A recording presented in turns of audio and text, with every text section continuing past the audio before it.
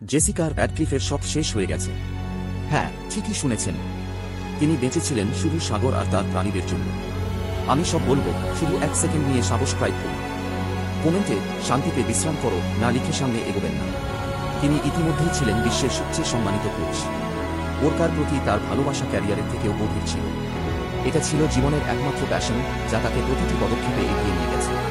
তার আসল নাম ছিল মারিনা লিসেরা, এক তরুণী হাসিখুশি ওরকা প্রশিক্ষক, যাকে সবাই ভালোবাসে। তবুও সেদিন কিছু একটা বদলে গিয়েছিল।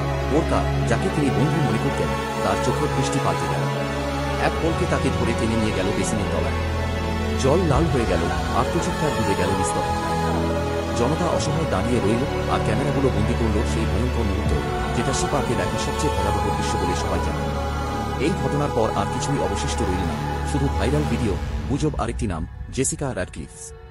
আরও জানার জন্য ভিডিওটা শেয়ার করুন আর সাবস্ক্রাইব করতে ভুলবেন না।